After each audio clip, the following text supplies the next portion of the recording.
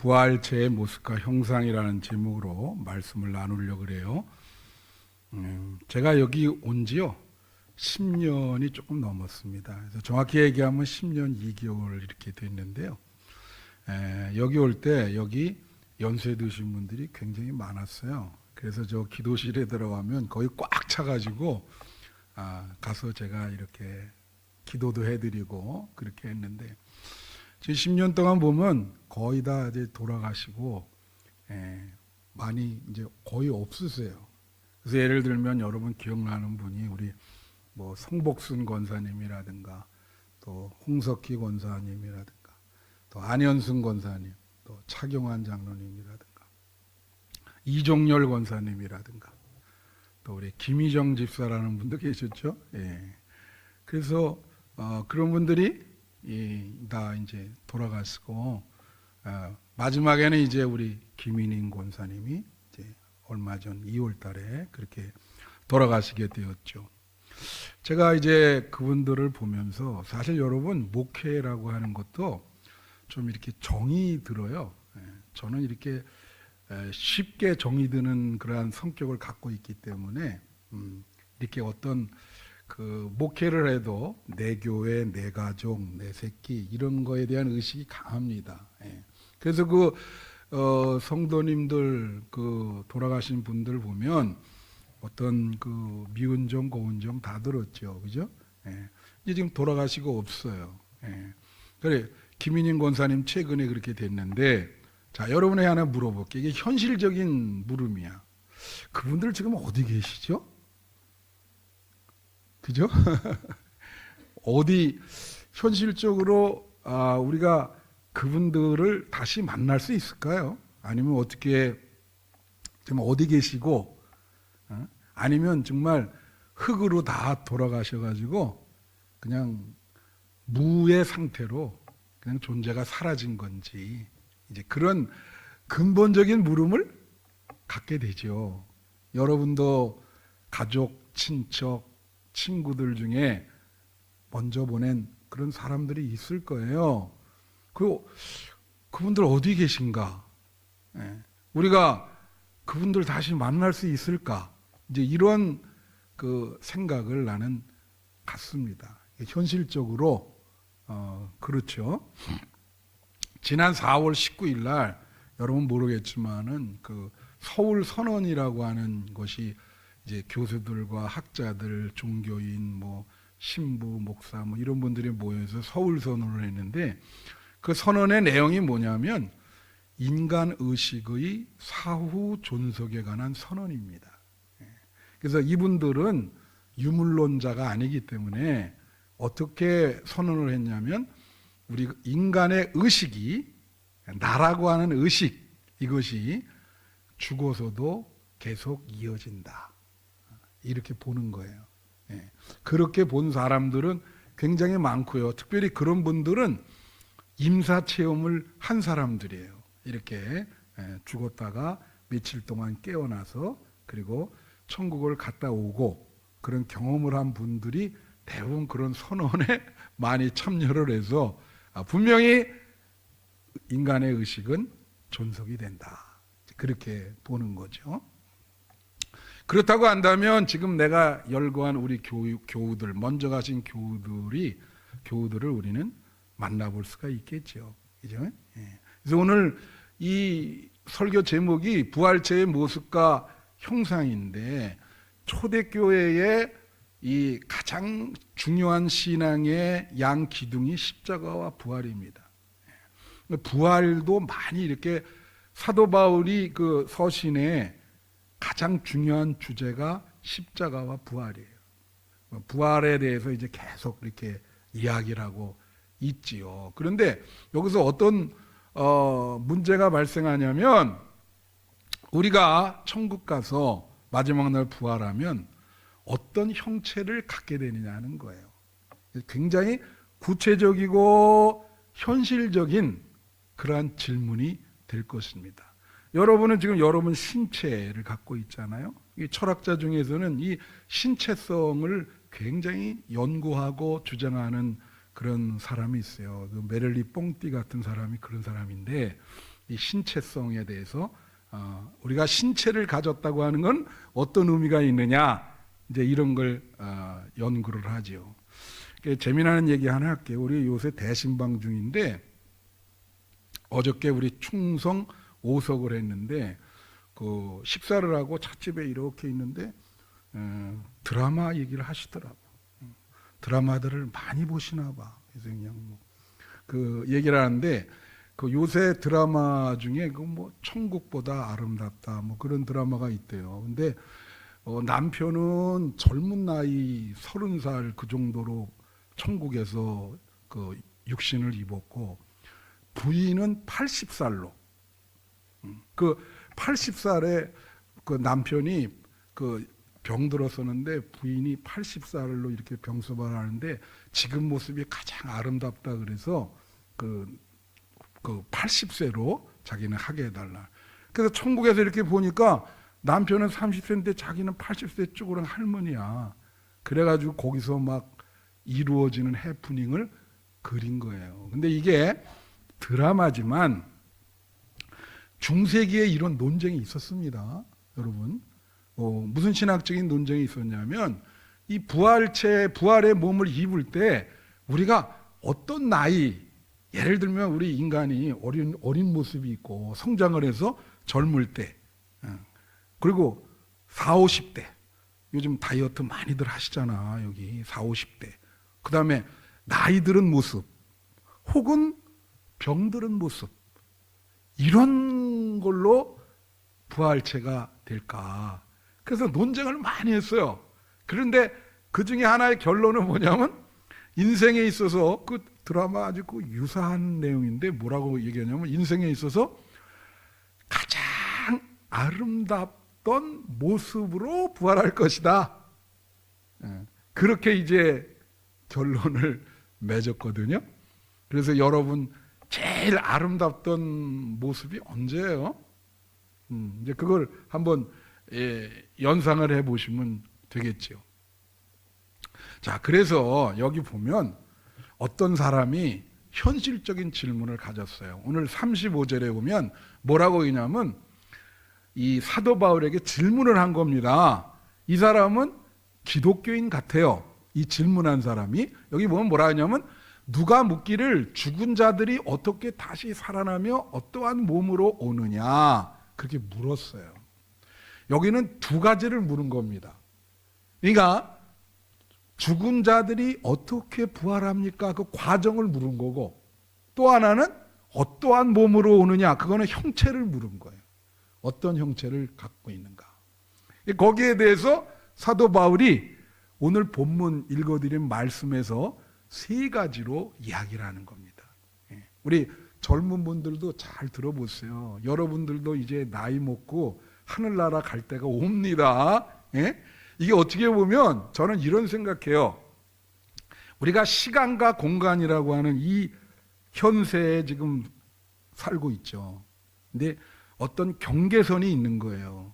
이 경계선 밖은 다른 세계입니다. 보이지 않지만, 그죠? 우리가 이 죽어서 가는 그런 세계인데, 우리는 경계선 안에 있어요. 그러나 글로 갑니다. 글로 간다고. 글로 가니까 거기에 대해서 좀 관심을 가질 필요가 있죠. 우리가 어차피 거기 가야 되는데, 그렇죠? 이 경계선 상에 지금 여러분이 있는 거예요. 어떻게 보면 우주의 큰 방이 다른 거죠. 지금 차원과 이런 것이 다 다른 거예요. 그래서 이 사람이 어떻게 어떤 몸으로 어떤 형체로 부활하냐 그렇게 물으니까 이제 세 가지로 대답을 했는데, 자, 우선 첫째는 뭐냐면 부활의 몸을 얻게 되는 과정입니다. 이걸 세 가지로 설명을 했어요. 하나는 씨앗과 씨앗에서 나무로 가는 과정, 그렇죠? 그렇게 설명을 했고, 또 하나는 환경, 이 살 수 있는 환경에 맞게 형체를 주겠다. 근데 그거는 하나님이 주실 것이다. 그렇게 얘기한 거예요. 자, 그럼 35절부터 40절까지 보겠습니다. 누가 묻기를 죽은 자들이 어떻게 다시 살아나며 어떠한 몸으로 오느냐 하리니 36절. 어리석은 자라 그랬어. 왜냐하면 이 사람 기독교인이기 때문에 아니 너는 도대체 예수를 어떻게 믿었길래 그거에 대해서 확신도 없고 왜 잘 알지를 못하냐. 그래서 어리석다는 거예요. 여러분 어리석은 기독교인이 되지 마시기를 부탁드립니다. 여러분은 어디서 와서 어디로 가는 거를 확실히 알고 믿는 사람들이에요. 그러니까 영적으로 무지하면 안 돼. 여러분이 어디로 가는지를 여러분이 잘 알고 있어요. 그걸 모른다면 어리석은 자 이렇게 나오는 거예요. 그래서 내가 뿌리는 씨가 죽지 아니면 살아나지 못하겠고, 이게 뭘 말하냐면 성경에 이런 말이 있어요. 요한복음에 한 알의 밀이 썩어서 죽지 아니하면 많은 열매를 맺지 못하느니라. 그런 말씀 기억나죠? 그러니까 씨가 죽어야 이게 나무로 올라가면서 열매가 맺는다는 거예요. 그러니까 우리는 씨앗의 삶을 지금 살고 있는 거예요. 그래서 여러분이 여기서 이제 죽어, 그 흙으로 돌아가. 그러면 열매가 이제 나무 열매를 맺히면서 그게 부활체가 되는 거예요. 그리고 37절. 또 내가 뿌리는 것은 장래 형제를 뿌리는 것이 아니요 다만 밀이나 다른 것의 알맹이뿐이로되. 이거 지금 설명했어요. 38절. 이거 보세요. 하나님이 그 뜻대로 그에게 형체를 주시되 각 종자에게 그 형체를 주시니라. 여러분이 부활해서 천국에 가면 새로운 형체를 여러분에게 주시는데 누가 주셔요? 하나님이 주십니다. 어떤 형체인지는 몰라요. 하나님이 여러분이 천국에 가면 새로운 형체를 여러분에게 주시는 거야. 거기에 맞게. 이게 이제 여기에 나와 있는 그거고요. 근데 39절에 이런 말이에요. 육체는 다 같은 육체가 아니니 하나는 사람의 육체요, 하나는 짐승의 육체요, 하나는 새의 육체요, 하나는 물고기의 육체라. 이게 무슨 뜻이냐면 환경에 맞게 하나님이 형체를 주신다는 거야. 그쪽 환경에 살 수 있도록. 그러니까 뭐죠? 물고기는 물속에 살 수 있도록 맞게 형체를 주셨잖아요. 여러분이 물속에서 살 수 있습니까? 여러분 물속에서 못 살아요. 죽어요. 물고기는 이 바깥으로 공기 있는 이쪽으로 나오면 죽어요. 물고기 이렇게 나오게 해봐요. 파닥파닥 그러면서 3분도 안 돼서 죽어. 사람도 물속에 들어가서 수영을 못하면 3분 안 걸려서 죽습니다. 물고기라고 하는 건 물에서 살 수 있도록 하나님이 창조하신 거예요. 새는 날 수 있도록 그 몸의 기능이 날 수 있도록 해요. 새 뼈가 텅 비었다는 거 알아요? 정민아 아니? 새 뼈가 비어 있어. 그래서 잘 날 수 있는 거예요, 이게. 기능이 다 달라요. 그러니까 봐요. 우리 지상에 인간이 여기서 살 수 있도록 이런 육체를 하나님이 만드신 거야. 흙으로. 그러면 천국 가면 어떻게 되나? 천국에 가면 제2의 창조가 이루어지는데 하나님이 천국에 맞게 살 수 있도록 형체를 주신단 말이야. 믿습니까? 몰라요. 근데 그 아까 씨앗 나무처럼 그 나무가 어떤 형태가 될지 모르죠. 우리는 가봐야 아는데. 그래서 이게 하나님이 천국에서 살 수 있도록 새로운 형체를 주신다. 할렐루야. 소망을 가지시길 바라요. 제가 여러분에 얘기하는 거는 무슨 과장하거나 현실을 왜곡하거나 농담하는 게 아니에요. 우리에게 진짜 관련된 부분, 세상을 떠나가신 분들, 이런 분들에 대한 정말 현실적인 문제, 그걸 얘기하는 거예요. 우리 죄송하지만 김경태 장로님 이 부부간의 사랑이 얼마나 컸는지 저한테 말씀하시기를 요새 뭐 하십니까? 매일 도시락 싸가지고 김인인 권사님 거기 낙골당에 가시는 거야. 매일 거기 가서 보고 오시고. 그러니까 천국 가면 이제 만나죠. 그게 현실적인 문제인 거예요. 사람의 한계고. 그렇지 않아요? 우리 다 이런 문제를 갖고 있습니다.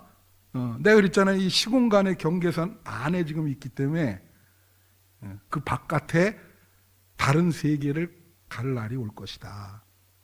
그래서 거기에 맞게 형체를 주신다는 거야. 그 다음에 둘째로, 그러면 부활의 몸의 상태예요. 이거 얻게 되는 과정을 얘기했고, 하나님이 주신다 그랬어요. 상태는, 그 하나님이 주시는 그 상태는 어떨까? 그 부활체의 상태는 어떨까? 그게 이제 41절부터 나와 있어요. 41절 보면 해의 영광이 다르고 달의 영광이 다르면 별의 영광도 다른데 별과 별의 영광이 다르다. 이게 무슨 뜻이냐면요, 여러분 하늘의 별을 보잖아요. 그럼 별의 크기와 밝기가 다 달라요. 그렇죠? 이 별이 다, 여러분 그거 아세요? 별이요, 지구상에 사는 인간의 숫자보다 더 많습니다. 그럼 아주 더 놀랄 일을 얘기해 드릴게. 여러분, 우리 은하수가, 이 태양계가 은하수예요. 이게. 은하수에는 그 별을 뭐 수백 개도 있고, 뭐 어떤 거는 수천 개 갖고 있는 은하수가 있어요. 이렇게. 근데 놀라운 얘기, 놀랄 준비하세요. 근데 여러분 표정 보니까 안 놀랄 것 같아. 평소 생각을 안 해보니까. 그 은하수가, 그 은하가 지구상에 있는 인간 숫자보다 많다는 거예요. 그럼 별을 한번 생각해 보시오. 얼마나 있을까, 그 별이. 상상을 불허해. 은하수가 인간의 숫자보다 많다니까. 그러면, 그러니까 별에, 우리가 죽으면 그런 표현 써요. 저 사람 하늘의 별이 됐다. 그죠? 죽으면, 큰 별이 떨어졌습니다. 별이라 그러거든. 그럼 여기 지금 뭐예요? 해와 달과 별들의 영광이 다르다. 그거는 하나님이 여러분 천국 가면 형체를 주시는데 똑같은 모양으로 두는 게 아니에요. 우리 인간의 모습도 다 다르지 않습니까? 별의 밝기가 다르듯이 하나님이 여러분에게 하나님 뜻대로 천국에서 살 수 있는 형체를 주는 거죠. 빛에서는 하겠지. 제가 예상하기는 아마 빛을 발하는 그런 형체가 아닐까. 그 다 다른 거예요. 그게 부활체의 상태예요. 그러니까 여러분이 신앙생활 잘 하셔야 돼. 거기가 고향이고 여기는 나그네 생활이기 때문에 거기 갈 때 하나님에게 정말 빛의 좋은 형체, 그거를 받으셔야 되는 거예요. 자, 42절 한번 봅시다. 죽은 자의 부활도 그와 같으니 썩을 것으로 신고, 이제 비교를 하는 겁니다. 자, 우리 인간의 몸은 썩죠. 그래서 이제 아무리 매장을 하더라도 흙으로 돼요. 썩어. 근데 천국에서 하나님이 주신 부활체 그 형체는 썩지 않는다는 거예요. 영원한 거지. 비교를 하는 거예요. 지금 상태를, 그 부활체의 상태를, 인간의 몸과 천국에서의 부활체를 사도 바울이 비교를 하는 거예요. 해주는 거예요. 아주 상세히 그 사람한테 얘기해 주는 거예요. 그 사람이 물었으니까. 그 다음에 43절, 욕된 것으로 신고 영광스러운 것으로 다시 살아나며. 욕된 거는 게 뭐냐면요, 우리가 감정이라는 게 있잖아. 그 이 세상에 살 때 감정의 상처를 많이 받죠. 예를 들면 뭐 수치스러운 일도 경험을 할 것이고, 뭐 분노하기도 하고, 이런 그 민망할 때도 있고, 그런 것이 욕된 거예요. 근데 천국에는 그런 게 없는 거예요. 그냥 하나님께서 여러분을 빛을 발하기만, 이렇게 영광, 하나님께 영광, 여러분의 영광, 좋은 일만 있는 거죠. 그렇게 해주는 거예요. 그 다음에 약한 것으로 심고 강한 것으로 다시 살아. 우리 교회에 아픈 분이 참 많아요. 그래서 마음이 아프고, 그래서 제가 새벽에 기도할 때 아픈 강도에 따라 순서적으로 기도를 해드리는 거예요. 이게 그냥 자꾸 아프다 그러시니까 오늘 아침에도 어떤 분 아프다 그래서 기도받고 가셨는데 사람이 이 육체가 약합니다. 인간은 다 아파요. 나만 아픈 거 아니에요. 좀 강도가 달라서 그렇지. 그래서 육체가 참 이게 영어로 내가 늘 말하잖아요. 프레질이라는 표현을 쓰는데 이거는 부서지기 쉽다. 그런 거예요. 여러분 육체가 이 유리 그릇 같아서 깨지기 쉬워요. 잘 관리하지 않으면. 예? 그리고 나이가 들면 아프게 돼 있어요. 누구나. 나이 들어서 아픈 거는 부끄러운 게 아니에요. 이거 아파. 다 아파. 그죠? 그렇지만 천국에 가면 그런 질병과 아픈 게 없다 그래. 계시록에 나와 있어요. 거기는 사망도 없고 아픈 것도 없고 눈물도 없고 통곡도 없다. 그래서 강하다 이거예요. 육체적으로. 그 다음에 44절. 육의 몸으로 신고 신령한 몸으로 다시 살아나니 육의 몸에 있은즉 또 영의 몸도 있느니라. 육의 몸으로 신고 신령한 몸, 영의 몸 똑같은 말이야. 그럼 육의 몸이 뭐예요? 우리입니다. 우리. 우리는 다 육체를 갖고 있어요. 육체의 특징이 뭐죠? 본능이 있어요. 그죠? 배고프면 어떻게 해야 돼? 밥 먹어야지. 졸리면 어떻게 해야 돼요? 자야죠. 그게 육이야. 예? 근데 이거를 그냥 적당히 하면 되는데 뭐 이런 것만 있겠습니까? 근데 사람이 어떻게 해요? 육의 특징은 욕심이 많아진다. 욕망. 예, 다 같이 욕망. 예, 그러니까 바울이 뭐라냐면 육적이다. 그 말은 죄를 의미하는 거예요. 바울이 서신에서 육적으로 살지 말라. 그거는 죄 짓지 말라는 뜻이야. 여러분, 육의 몸을 갖고 있는 사람들은 밥 먹고 죄를 집니다.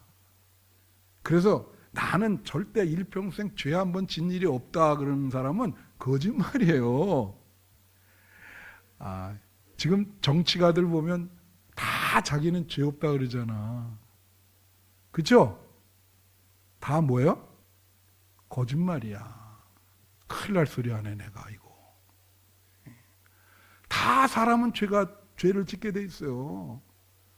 오히려 이 죄 짓는 거를 빨리 고백해야지. 나라고 죄가 없겠습니까? 여러분 다 죄 짓고 그게 육의 몸인 거예요. 육은 밥 먹고 뭐라고요? 죄 짓는 게 일입니다. 근데 이거로 심고 뭐로 살아요? 신령한 몸으로. 이 영의 몸, 이 영이라는 건 뭐냐면요.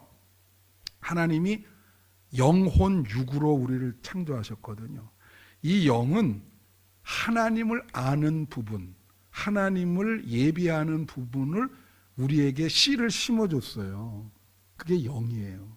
그런데 하나님 안 믿는 사람은 이게 완전히 퇴화돼 버려요. 근데 여러분은 하나님을 믿고 신앙생활하고 기도하고 찬양하고 그러니까 이 영이 지금 발화를 시작을 한 거예요. 그래서 이 안에 점점 영역을 넓혀가. 그러면서 육적인 욕심과 본능을 밀어내는 거야, 세력을. 그래서 이게 점점, 그러니까 천국 가면 뭐냐면 육적인 건 완전히 없어지고 영적인 세력만 남는 거예요. 그래서 신령한 몸이 되는 거예요. 추측해서 알 수 있죠? 할렐루야. 여러분은 천국 가면 신령한 몸이 됩니다. 예수님께서 여러분이 지상에서 지은 모든 죄를 다 십자가에서 씻으셨거든요. 용서하셨거든요. 그래서 신령한 몸이 될 수 있는 거예요. 그걸 믿으셔야 돼요. 자, 그래서 이제 세 번째. 이걸 안 했군요. 이게 이제 그 부활의 상태가 어떤지를 이제 마태복음 22장 29절 30절. 아, 민우 고맙네. 자, 보면 마태복음 22장 29절 30절에 보면 뭐라고 나오냐면 예수께서 대답하여 이르시되 너희가 성경도 하나님의 능력도 알지 못하는 거로 오해하였도다. 30절. 부활 때에는 장가도 아니가고 시집도 아니가고 하늘에 있는 천사들과 같다. 그러니까 여기에 지금 부활체의 모습을 예수님이 이렇게 약간 언급을 했어요. 그런데 뭐와 같다고요? 천사. 다 같이 천사.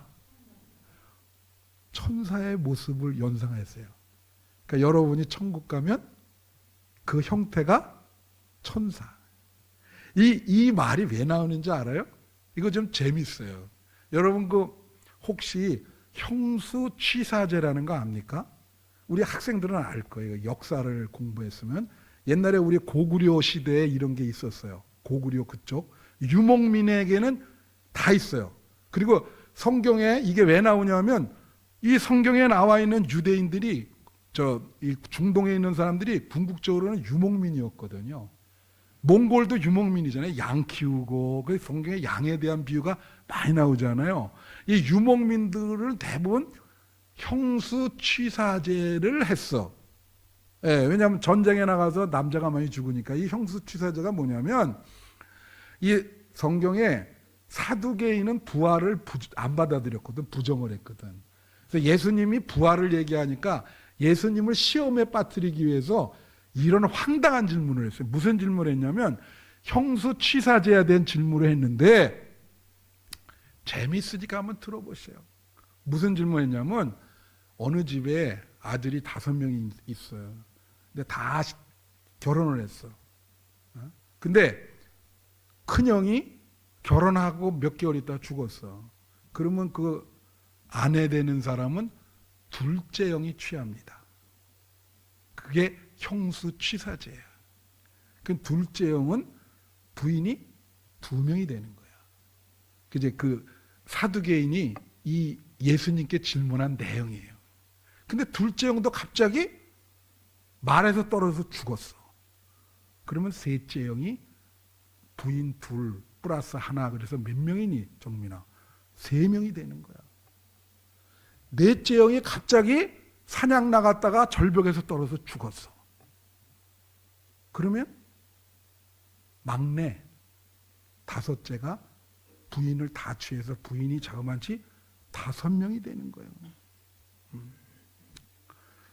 그 웃으시는 남자분은 없네요. 네, 네. 그죠? 그러니까 예수님한테 그런 거예요. 아, 그러면은요, 이런 사람은 그 형수가 나중에 누구의 부인으로 부활합니까? 말도 안 되는 소리를 한 거 아니에요. 그러니까 대답한 거예요. 29절 보세요. 자, 29절. 예수께서 대답해 이르시되 너희가 성경도 하나님의 능력도 알지 못하는 거로 오해했다. 다 같이 따라하세요. 성경을 오해하였다. 여기서 이단이 나오는 거예요. 잘 모르거든. 그 여러분 성경을 잘 알고 교회 다녀야 돼. 신앙생활 해야 돼. 예수님이 딱 놓고 너 성경을 오해했다. 그 알지 못하니 무지하다 말이지. 그러니까 그러면서 30절에 성경에 나와 있는 대로 얘기해요. 부활 때에는 장가도 아니가고 시집도 아니가고 천사와 같은데 무슨 소리를 하냐. 그러니까 우리가 부활하고 천국에 있으면 여러분의 형체는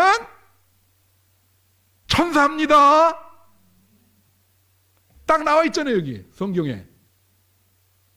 오케이? 그러니까 천국의 소망을 가지세요. 이 경계선 안에서 이 땅만 자꾸 여기서 그냥 여기는 영원히 살 때가 아니에요. 응? 여기는 조금 견디시면 돼. 천국을 바라보라고. 그래서 마지막 3번째. 부활의 몸의 형상이다 그래요. 형상이라는 말을 여기다 써요. 그게 어디 나오냐면요. 48절 49절이라. 여기 뭐야? 무릇 흙에 속한 자들은 저 흙에 속한 자와 같고 무릇 하늘에 속한 자들은 하늘에 속한 이와 같으니 49절 중에 우리가 흙에 속한 자의 형상을 입은 것 같이 또한 하늘에 속한 이의 형상을 입으리라. 이 형상이 이마고 데이 여러분 아세요? 이미지라고 하는 건데 이게 원래 헬라어로는 에이콘이라는 말인데 그 어디서 나오냐면 에이코라고 하는 데서 나왔어요. 이 에이코는 무슨 뜻이냐면 유사하다라는 뜻이야. 닮았다. 그게 형상이야. 이미지. 닮았다. 유사하다. 그러니까 이 형상은 뭐냐면 흙에 속한 자의 형상은 흙으로 만들었잖아요.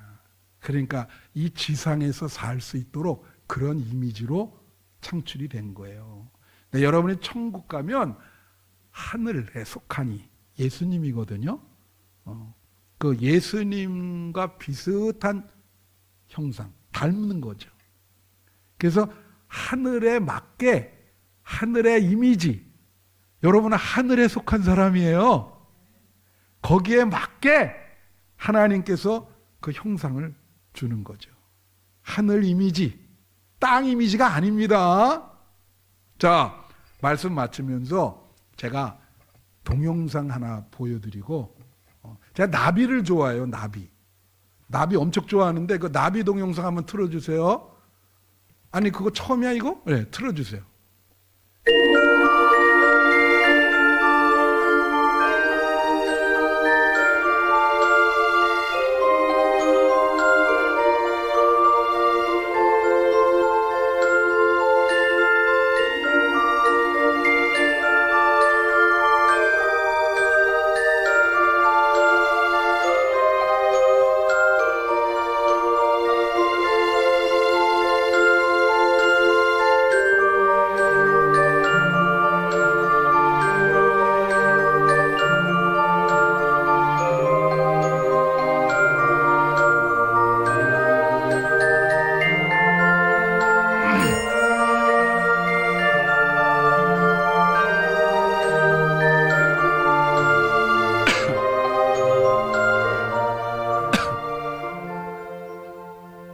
날아가는 거 있는데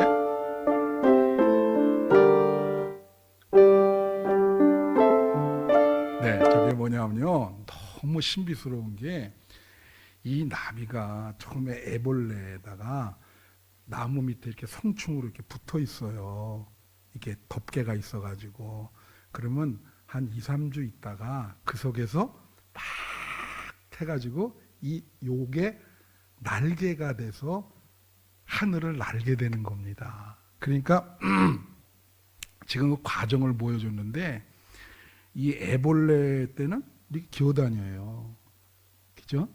나무에 이렇게 붙었다가 이렇게 하다가 몇 주 후에는 이게 오면서 그 앞에서 날개 달린 나비가 나오면서 하늘을 이렇게 날른다고.